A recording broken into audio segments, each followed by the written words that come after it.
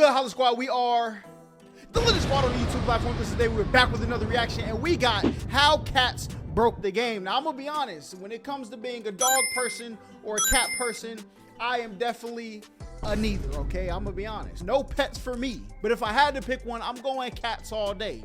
They go use the bathroom when they need to. They eat their food when they need to, and they go about their business. It's not a child. I feel like dogs is like babies. You gotta take care of them. I'm good on that. But y'all let me know which one y'all picking down below. Are y'all a dog person or a cat person? But Tearzu's about to let us know how they broke the game. But before we hop into this, make sure y'all like, comment, subscribe, all that great stuff, and let's get into this. 2, 1, go! Into the water. Both got ring out, boy.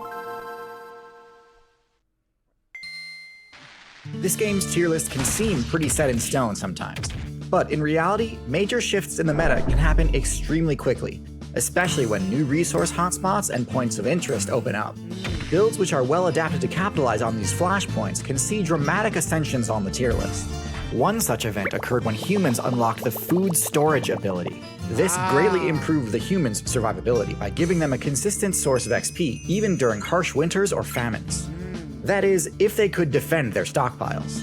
These stashes were incredibly valuable, and could easily support entire colonies of rats and sparrows if improperly Bro, if I ever opened up my storage and seen rats flowing out like that, bro, I'm burning the building down, okay? They must go.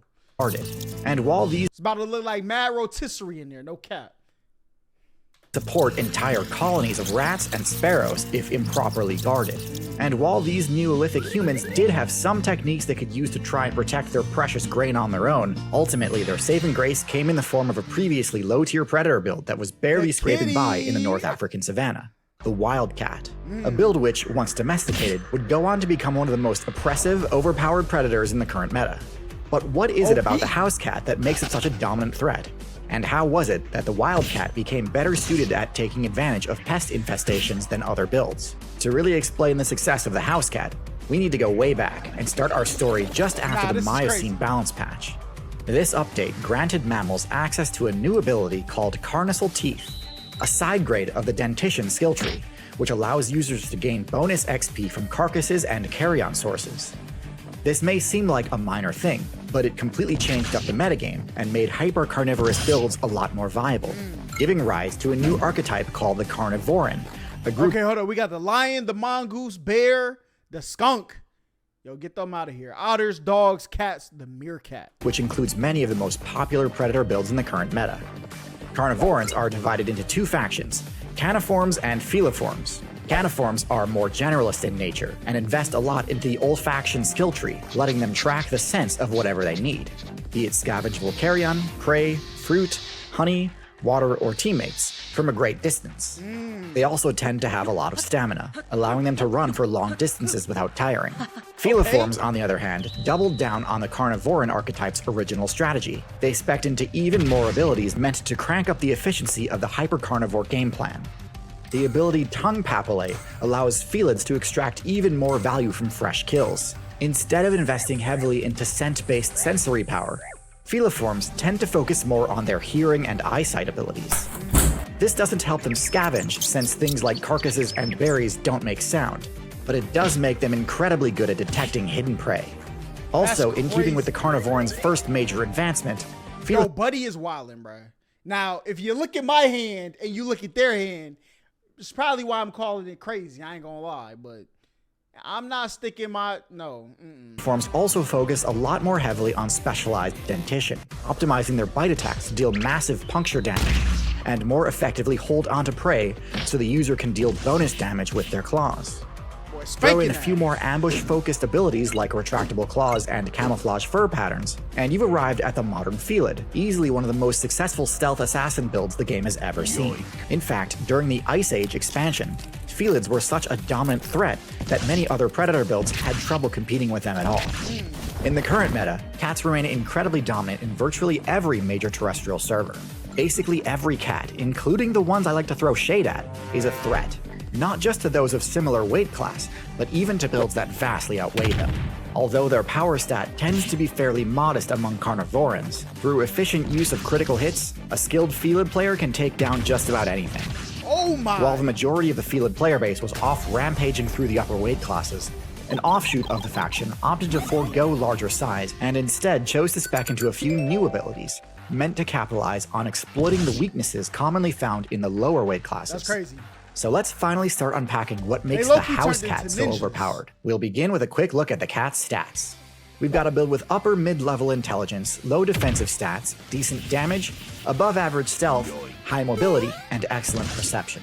Right off the bat, something that might jump out at you is, well, the fact that nothing jumps out at you. Cats are supposedly some of the most broken predators of all time, and yet none of their stats seems all that busted on their own. Top tier builds tend to have at least one stat that is so high it completely invalidates the strategies of other players.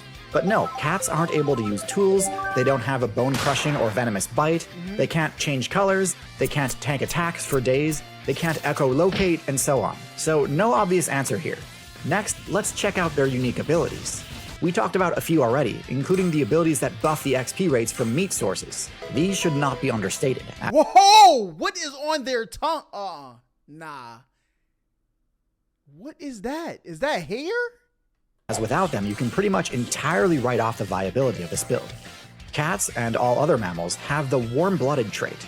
This grants them greatly improved stamina regen rates, greater resistance to cold damage, and a bunch of other useful perks, but at the cost of much greater upkeep requirements, meaning they need to secure kills much more frequently than similarly sized cold-blooded builds. Without these abilities granting the cat bonus XP from meat, it would be very difficult for them to keep up with their energy needs, even with how efficient cats are at hunting. Cats can also move extremely quiet. Yo, are they gonna answer what that thing was on their tongue, bruh? Due to their soft toe pads and retractable claws, enabling them to easily get within striking range of prey through smart use of cover and line of sight. But okay, all types of cat, large and small, have those abilities. How about something more unique to house cats? For that, let's look at their primary perception-based ability, slitted pupils. This ability grants house cats extremely precise depth perception, greater than all other felids. This allows them to perfectly judge the optimal pouncing distance, massively increasing their odds of landing an immediate critical hit and incapacitating their target before it has a chance to respond. So even though the house cat's base damage isn't broken in and of itself, when a house cat goes on the offensive, it can certainly look that way. This strategy is what has led to the complete collapse of several different player bases in the amphibian, reptile, bird, and mammal factions, as it truly is that oppressive.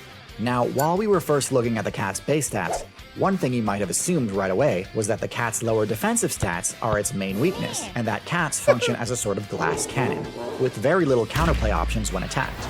You might also assume that given the cat's high mobility, their primary defensive strategy is simply to run away when they feel threatened.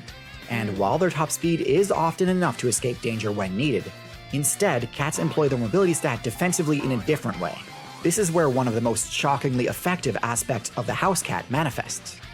House cats use their incredible agility to stand their ground. Agility and yo, that cat is out here playing Tekken, boy. Reflexes are usually used to dodge attacks, but cats instead actually use the reflexes to deflect them. Because their incredible depth perception grants them such high accuracy on their attacks, they can use their claw swipe attack to actually block incoming strikes. This is surprisingly consistent and works on a lot more attacks than you might think.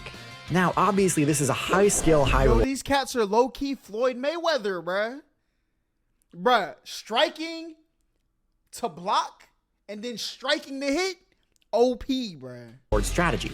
Missing a parry can result in serious damage, but if you get good enough at this, you can ward off attacks from just about anything, and potentially even open up opportunities for counterattacks. Put all this together, and you come to understand what a house cat build truly is. A house cat is what you get when you fuse the deadliness of a snake with the energy of a mammal. But why does this playstyle make for such a good partnership with human players? Compared to dogs, they seem like they'd be much less useful party members. Humans broke the game and became the top tier build by using coordinated team strategies and tool use in order to utterly trivialize their matchup versus large mammals. Dogs easily slot right into this game plan, as they can help track and chase down large prey, and also sniff out any potential ambush predators that could disrupt and punish this strategy. When a successful kill is made, dogs and humans naturally split the reward and both.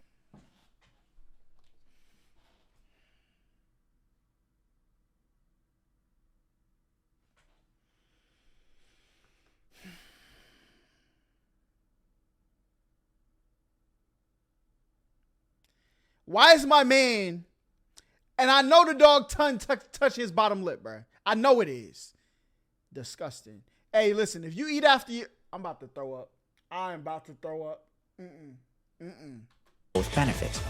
Dogs are also great defensively, as they can keep watch at camp and alert party members of approaching enemies. Cats are generally pretty useless in this regard. They don't have anywhere near the endurance required to chase down prey over long distances, can't square off head-to-head with those builds anyway, and aren't nearly as reliable for early enemy alerts. The kills the cat makes can't realistically be shared with humans either. It wasn't until humanity unlocked the agriculture ability that the player base began to notice additional vulnerabilities they didn't need to care about before. True. Vulnerabilities that dogs couldn't really help with.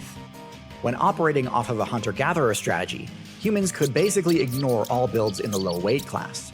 Rats and birds were no threat to humans, and also not worth the effort to take down, so it makes sense for them to just focus on larger quarries.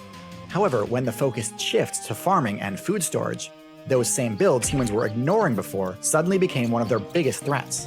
Having a granary raided and its food reserves destroyed could easily wipe out an entire human settlement. So figuring out proper security for these storage sites was critical. Dogs simply are not effective enough at stopping pest infestations to fill that role. They cannot climb or fit into small spaces, and aren't stealthy enough to catch the trickier pests. Cats, on the other hand, are truly excellent at this task, and come with other benefits as well. The main one being that they require very little upkeep, although they are social builds. See, that's what I'm talking about, bruh. That's what I'm talking. Low upkeep is what I need, okay? If I was ever gonna get a pet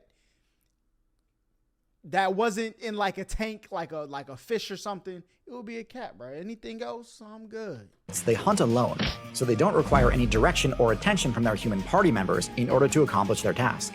Since humans don't have any need for rat or bird carcasses, the fact that cats don't usually share their kills is actually a benefit rather than a drawback. The only thing cats really require from humans is to share in the shelters they construct. In the wilderness, cats typically use burrows, hollow stumps, or caves as their home bases. But these are vulnerable to attacks. Human settlements are significantly safer. Speaking of safety, even though cats are extremely lethal hunters, they pose very little danger to humans. This is a huge advantage over snakes, which theoretically could ally with humans to serve the same purpose, but in practice are far too dangerous to risk keeping around. The fact that cats are warm-blooded and therefore need to eat more frequently than snakes is also a benefit rather than a drawback for humans, since it means they need to stay on task and keep their guard up. So, while it is common to see players I'm gonna have to get a cat, bro. I'm gonna have to get a no cat. Might need to get a cat. debate which build makes I'm not getting a dog, though. It's not happening, all right? My girlfriend dog sit, and we got to take the dogs out 7 times. Nope, not happening. It won't happen. for the better addition to a human player's party, the correct answer is actually both. Dogs are a huge help in the large creature matchup, while cats cover your weaknesses in the small creature matchups. Having both in your party covers all of your weaknesses, and enables human settlements to use a hybrid playstyle of both hunting and farming. So if you're a human main trying to construct the most optimal party comp, the only real question is how you'll keep the dog and cat players from fighting each other. Now, knowing which traits and abilities to invest in can be a difficult choice. Luckily for you, I've partnered with the game Cell to Singularity to provide you the perfect training simulation. Cell to Singularity is a scientifically accurate, non-fiction idle clicker game where you begin as a single cell and have to unlock traits to evolve your biology, increase your intellect, and invent new technology in order to conquer the universe and reach the ultimate singularity point. It's a relentlessly fun idle game that had me hooked for weeks. I love the charming low-poly 3D animals that you unlock as you progress through the Tree of Life. In fact, I liked this game so much that we actually decided to partner up and build an entirely new limited-time game expansion, focused entirely on exploring the adaptations that allowed cats to conquer the planet. It's free to play and available on Steam, iOS, and Android. We worked closely together on this cat event. Bro, it's on Steam? Might need those, bro. Might need those. So see if you can recognize and remember some of the important special abilities that I mentioned as you play through it. If you do manage to get... Can you play on teams, though? Because I might have to load up the Discord and we all hop out here, you know what I'm saying, and build a world together. You know what I'm saying? Far enough in this event, you'll even unlock a special Tirzu-themed badge, which will permanently give your simulation a valuable speed buff. So please, do check this one out, because I genuinely have never been so excited for a brand partnership before. This one really is special to me, and I guarantee you'll have fun playing Cell to Singularity. Again, it is completely free to play, so click or tap on the link in the description, or scan the QR code on screen now. Thanks again for watching, and as always, good luck Fire out there. Sky though. Hey man, listen. I'm gonna be honest with you. Cats are broken. This is a fact. Okay. Now the needs for a dog, alerting, high tier builds, never really needed those, bro. Actually, growing up, I was the high tier build, and everybody else used to send their dog after me. All right. Listen, I got some stories for y'all that will show y'all how deep the trauma goes, okay, with dogs. But, you know, I got older, I'm not as scared anymore. But look, I was the high tier build people was using their dogs on, okay? Cats never really did. They might scratch you a couple times, but that's really it. So, you know, once we get a house, we'll probably get a cat. Maybe a dog if I got a backyard, because, bro, I'm not taking you out for walk. You got to go, listen, I have kids. I take care of them till they become adults and they go do their thing. I'm not trying to have a kid for the rest of my life, okay? To all my doggy lovers, y'all might like that, but just not me. But let me know how y'all feel about this down below. Are y'all a cat person or a dog person, and why? Or do you have a different pet that nobody else got? Are you a rabbit person? I know some people who got mad rabbits. I ain't gonna lie. But listen, until I see y'all next time, make sure y'all like, comment, subscribe, all that great stuff. And peace. So when the metal hit his mug, he just sunk in place. 100K Holla, chillin' Bahamas. Come home to your crib and throw in your mama.